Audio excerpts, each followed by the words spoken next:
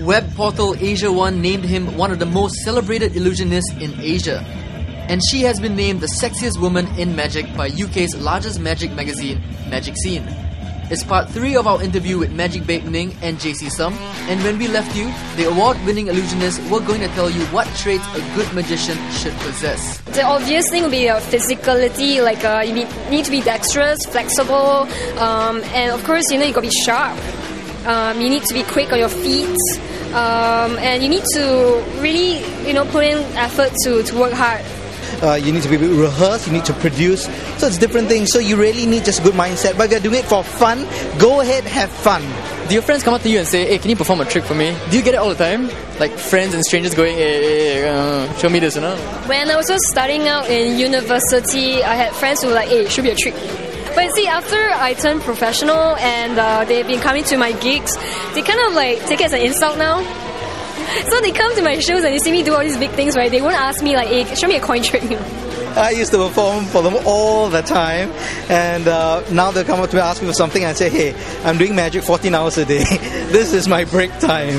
If you want more, you gotta pay. That's right. And then they will do hey, I've known you for 10 years. You used to do this when we were kids,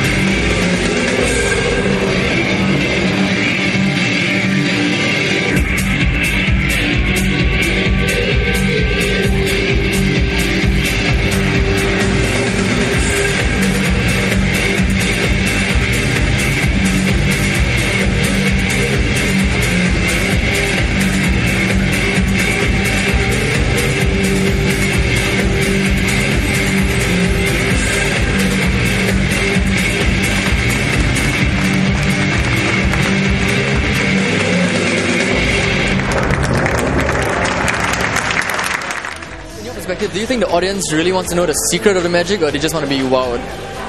I think, of course, it's human to be curious, to know how it's done. But more often than not, when they find out how it's done, they're disappointed. And that takes away from the experience.